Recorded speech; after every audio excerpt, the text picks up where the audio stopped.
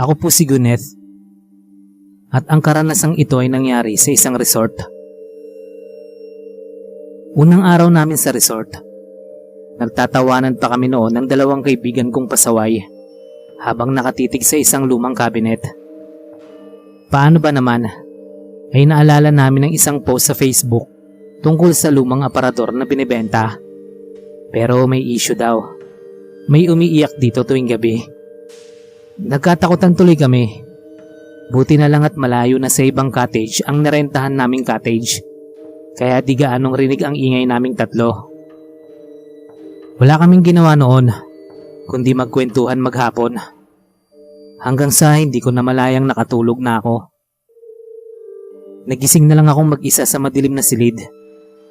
Iginala ko muna ang paningin ko at umaasang may matanawan akong liwanag. Pero naalala kong wala palang bintana ang silid na nakuha naming cottage. Napatingin ako sa direksyon ng lumang cabinet at kinilabutan ako nang maalala ang kwentuhan namin tungkol dito. Tatayo na sana ako para buksan ang ilaw nang makarinig ako ng mahinang langit-ngit. Akala ko ay ang pintuan ng lumalangit-ngit pero nakasarado pa rin ito.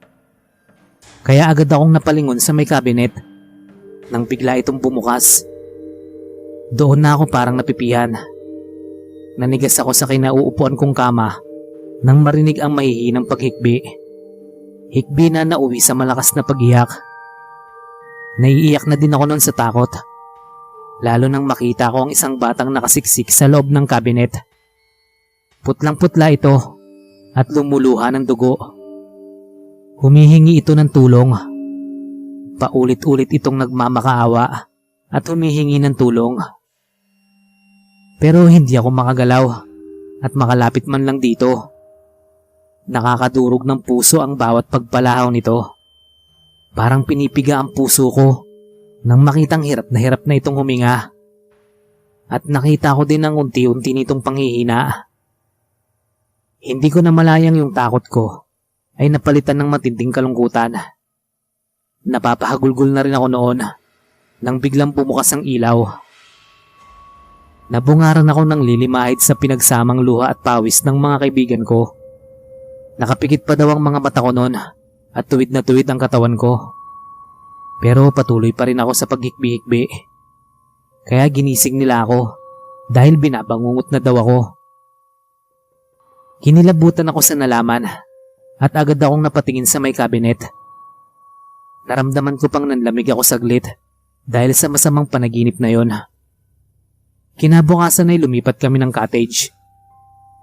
Naikwento ko sa katiwala ng resort ang napanaginipan ko. Sinabi niyang hindi lang daw ako ang nakakaranas ng ganong panaginip. Marami na daw ang binabangungot sa silid na yon kung saan naroroon ang lumang cabinet. Usap-usapan daw noon na doon namatay ang anak ng may-ari ng resort. Napagalitan daw ito at nagtampo, kaya nagtago ito sa loob ng cabinet ng mga magulang niya. Nailak daw ito ng di sinasadya ng nanay sa pag-aakalang nasa sarili nitong silid ng anak at nagmumukmok. Sumunod na araw pa raw nabuksan ang cabinet, pero ilang araw pa raw ang lumipas bago natagpuan ng bata. Gusto na daw sanang ipasunog o ibenta ng tatay ang naturang cabinet. Pero dahil sa nararamdamang guilt at umaasa pa ang nanay na babalik ang anak, ay lihim niyang ipinalagay sa isang cottage nila ang cabinet. Hindi na pinaparentahan ng cottage, pero nagbukas lang ito nang mamatay na ang mag-asawa at patakbuhin na ito ng isa pa nilang anak. Sa narinig ko ay nagtaasan lahat ng balahibo ko sa katawan. Di ko inaasahang ang katuwaan namin tungkol sa lumang cabinet ay magiging isa sa pinakanakakatakot kong karanasan.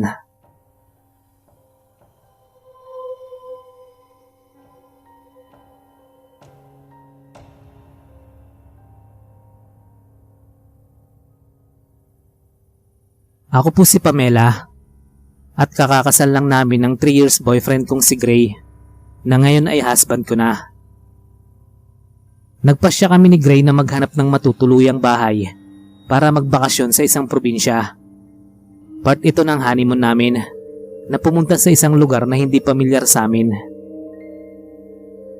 Isang simpleng bahay na yari sa semento ang nakita namin noon. Maayos naman ito, ngunit medyo mga luma na ang kagamitan. Mag-asawang katiwala ang nakausap namin. Inilibot nila kami sa buong kabahayan. Maayos naman ang lahat, maliban sa isang malaking salamin na nakalagay sa may sala. Hindi kasi ako fan ng mga malalaking salamin. Pakiramdam ko ay may magpapakita sa akin dito anumang oras.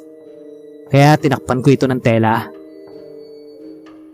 Kinabukasan noon, nagulat ako nang makita kong wala na ang telang nakatakip dito. Tinanong ko si Gray kung tinanggal ba niya, pero hindi naman daw. Pero napansin kong panay ang tingin niya dito, kaya muli ay tinakpan ko ito. Namasyal kami buong maghapon ng araw na yon, pero ganoon na lang ang gulat ko nang makitang wala na namang takip ang salamin nang makauwi kami. Tinitigan ko ito ng medyo matagal at inis na tinakpan ko ulit ito. Pagkatapos naming makakain at makapagligpit noon, ay agad akong nakatulog dahil sa pagod. Kalagitnaan ng gabi, ay nagising ako nang makaramdam ako ng pagkaihi. Napakapapa ako sa katabi ko, pero bakante at wala si Gray. Tiningnan ko sa loob ng banyo, pero wala siya doon. Kaya lumabas ako sa sala, pero wala rin siya doon. Nang biglang makarinig ako ng mahihinang ungol at daing sa may bandang kusina. Dahan-dahan akong lumapit doon, at ganoon na lang ang gulat ko nang makita si Gray mula sa liwanag na nagmumula sa labas. Tumitingkayad siya, napapaliyad, at nakapikit itong umuungol na parang may nagpapaligaya sa kanya. Umiindayog din siya na parang merong talaga itong katalik. Gray? Tawag ko sa kanya, pero hindi ako nito narinig at patuloy lang ito sa pag-ungol. Inulit ko ang pagtawag sa kanya. Medyo nilakasan ko na ang boses ko. Doon pa lang siya napadilat at parang gulat na napatingin sa akin.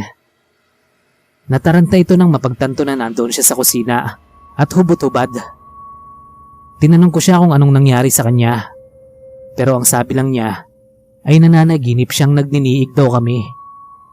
Imbis na mainis ay natawa na lang ako sa kanya noon. Pero gabi-gabi na lang simula ng pangyayaring yon, ay palagi kong nagigisingang wala si Grace sa tabi ko.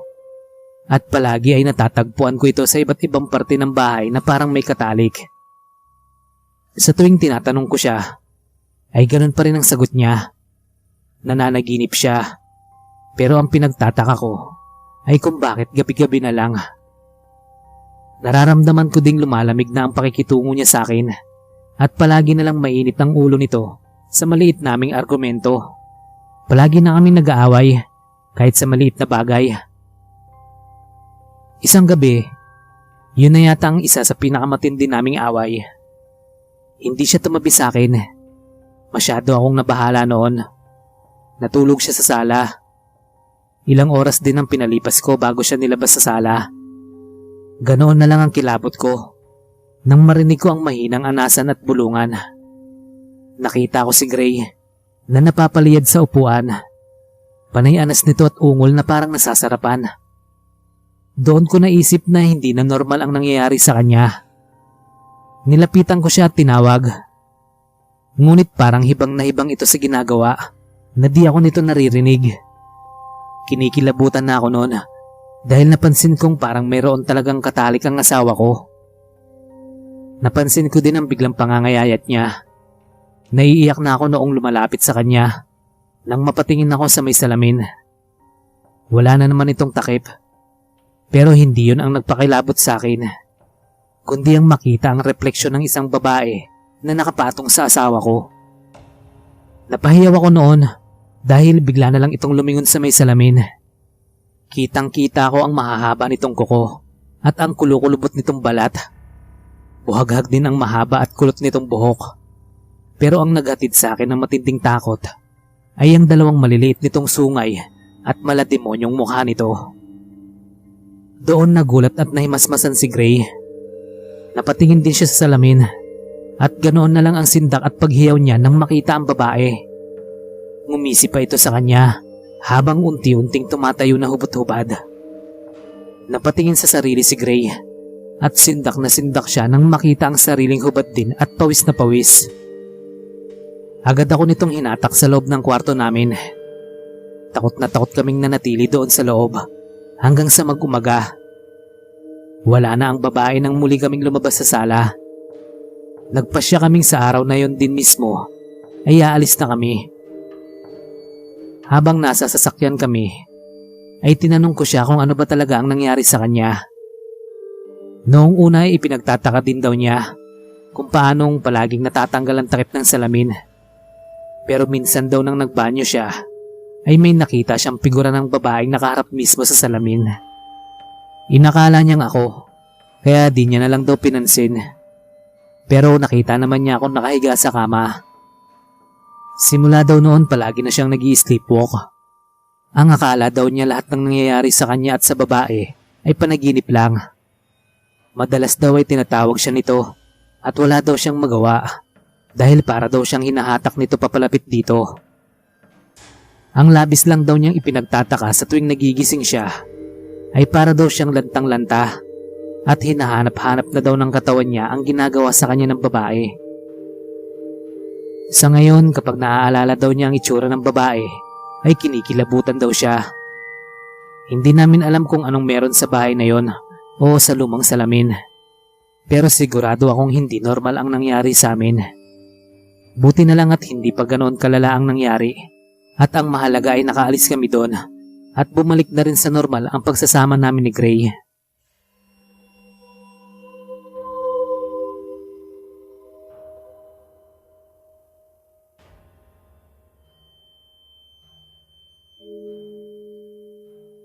Ako po si Vince. At itong karanasan ko ay nangyari noong nag-aaral pa lang ako sa kolehiyo. Isa sa nakahiligan ko noon ay ang bumili ng mga vintage na kagamitan. Mahilig din ako mangolekta ng mga napaglumaang jacket. Yung tipong kahit faded na ang kulay ay pwede pang gamitin. Habang namimili kami noon ng kaibigan ko si Gregory sa isang convenience store, ay may dumaang nagtitinda ng mga lumang maong na jeans at jacket. Na-excite tuloy akong lumapit dito at nagtingin-tingin. Panay naman ang yaya sa akin ni Greg na maglaro ng basketball. Pero di ako pumayag noon na walang mabili kahit isa sa mga paninda ni Manong. At yun nga, habang naghahalongkat ako ng mga paninda, ay agaw pansin sa akin ng isang lumang leather jacket. Ito lang ang nag-iiba sa paninda ni Manong dahil hindi ito maong. Maayos pa ito at astig din nangyari, kaya hindi na ako nagdalawang isip na bilhin ito. At tuwang-tuwa pa ako noon dahil mura ko lang itong nabili. Tuwang-tuwa din ang matanda at sinabing bagay na bagay daw sa akin ang jacket. Dahil sa kasabikan, ay agad ko itong nilabhan. Pinasya kong isuot yun sa field trip namin. Araw ng field trip namin kinabukasan. Pero nang gabi pa lang na yon, ay naisuot ko na ang jacket nang tawagan ako ni Greg. Pupunta daw kami sa bahay ng tropa namin kung saan nakaburol ang tatay nito. Last lamay na kasi, kaya hindi na kami nakatanggi kahit maaga pa ang gising namin kinabukasan. Nang pauwi na kami galing lamay, ay bigla na lang akong nakaramdam ng ibang presensya. Parang may kasama kami noong ibang tao. Biglang nag-init noon ang pakiramdam ko. Saglit din akong parang nablangko. At ang sumunod na nangyari noon ay hindi ko inaasahan. Nakita akong masamang nakatingin sa akin si Justin na kaibigan ko. Hindi ko alam kung bakit bigla ay nakaramdam ako ng matinding galit sa kanya. Parang may bumubulong sa akin noon na suntukin ko ito. Hindi ko daw ito tunay na kaibigan dahil tinatraidor daw ako nito. Sinisiraan daw ako nito sa ibang barkada namin. At dahil sa naririnig kong munting bulong sa akin, ay inundayan ko ng suntok si Justin. Inawat daw ako noon ni na Greg, pero ayaw ko daw tigilan si Justin hanggang sa magdugo na ang ilong nito.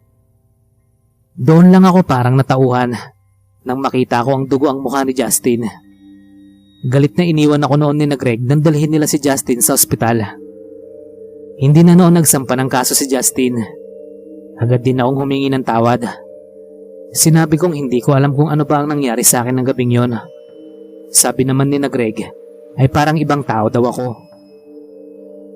Tahimik lang ako noon kinabukasan sa biyahe namin. Katabi ko si Greg sa bus. Hindi nakasama noon si Justin dahil namabaga talaga ang mukha niya dahil sa pagbugbog ko. Wala din akong kibo noon habang nag-iikot kami sa isang museum. Maya-maya ay nakakaramdam ako ng pag-iinit at pagsakit ng ulo.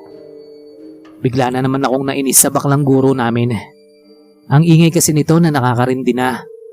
Nagngangalit na ang mga ngipin ko noon at napapakuyom na rin ang kamao. Gustong gusto ko nang sakalin ng guro namin hanggang sa lumawit ang dila nito nang hindi na makapagdaldal. Pinagpapawisan na ako ng malapot dahil sa pagpipigil ko hanggang sa nandilim na ang paningin ko. Bigla ko na lang sinunggaban ng guro namin at sinakal ito. Mga 5 estudyante din daw ang humahatak sa akin noon at isa na doon si Greg na malaking tao. Pero ang lakas ko daw at di daw nila ako matanggal-tanggal sa pagkakasakal ko kay sir. Hanggang sa naglapitan na ang ibang estudyante at securities. Namumutla na daw ang mukha noon ni sir nang pagtulungan akong hatakin ng mga security guards. Doon pa lang daw ako nailayo kay sir. Hapong-hapo daw silang napaupo sa sahig kasama ako na tulala. Nagulat na lang ako sa nangyaring komosyon na gawa ko. Napatingin ako kay Greg na nakakunot noo at kay sir na takot na umiiwas ng tingin sa akin. Dinala ako sa isang stasyon at tinanong kung anong nangyayari sa akin at bigla na lang daw akong nagwala. Masamang tinitigan ko ang pulis. Hindi ako nakapagsalita o tamang sabihing wala akong mahagip na rason kung bakit ko nagawa yon. Sa huli ay pinakawalan ako dahil kailangan na naming umuwi. Agad naman akong pinatawad ni sir nang humingi ako ng tawad dito. Pero wala nang may nagtangkang kumausap o tumabi man lang sa akin noon pauwi. Kahit si Greg ay hindi na ako nito kinakausap. Gulong-gulo ako noon. Hindi naman ako ganun dati na mababaw ang pasensya. Masayahin akong tao at di ako mapagpatol sa mabababaw na bagay. Pinagpapawisan ako noon kaya hinubad ko ang suot kong jacket. Bigla ay guminhawa ang pakiramdam ko.